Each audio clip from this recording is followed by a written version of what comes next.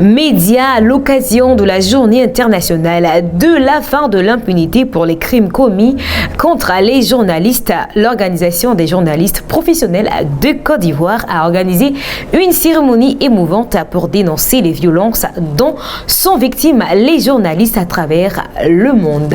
Le reportage d'Inès Nda. Le président de l'OPJ, Olivier Yoro, a exprimé son indignation face à cette situation alarmante des violences dont sont victimes les journalistes à travers le monde. Il a évoqué à la même occasion les cas tragiques des journalistes Sylvain Gagneto et Désiré Oué, assassinés respectivement en 2011 et 2013, et a appelé à l'élucidation du cas de mademoiselle Angelat de Radio ATM, victime de violences en 2021. Nous sommes aujourd'hui réunis à la place Jean-Paul de Yamoussoukro pour la célébration de la journée internationale de la fin de l'impunité pour les crimes commis contre les journalistes. Je voudrais remercier chacun d'entre vous pour votre mobilisation exemplaire qui témoigne de votre intérêt pour cette journée. Je voudrais profiter de l'occasion pour remercier M.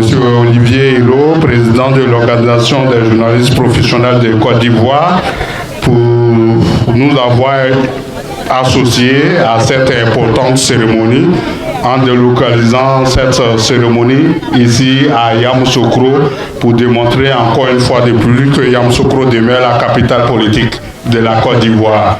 Nous sommes à la 7e édition de cette journée ici en Côte d'Ivoire et à la 11e édition à l'échelle internationale. Cette journée déjà représente un pas en avant dans le plan d'action des Nations Unies sur la sécurisation du métier du journaliste et la question de l'impunité. À l'échelle internationale, nous avons plus de 178 morts à ce jour. Surtout, ce qui a été conflit grâce à la suite du conflit israélo-palestinien. Et nous voudrons à l'échelle nationale faire remarquer que l'impunité ici aussi fait son petit bonhomme de chemin. Je vais parler de nos confrères Sylvain Gagneto et Désiré Oué qui ont été assassinés et pour lesquels jusqu'ici aucun dossier n'a été ouvert. Je veux parler aussi de la journaliste Lat Ange de Radio ATM qui a été également assassinée, son copain qui a été jugé et jugé coupable jusqu'à ce jour est en liberté. Nous ne comprenons pas pourquoi.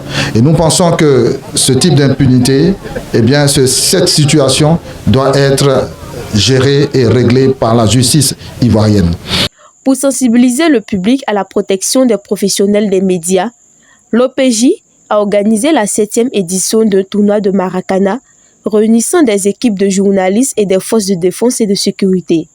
Cette initiative sportive vise à renforcer les liens entre ces deux groupes et à promouvoir un dialogue constructif autour de la liberté de la presse. L'OPJ-CI continue ainsi de jouer un rôle crucial dans la défense des droits des journalistes en Côte d'Ivoire. Et cet événement a permis de raviver l'engagement collectif pour un journalisme libre et sécurisé.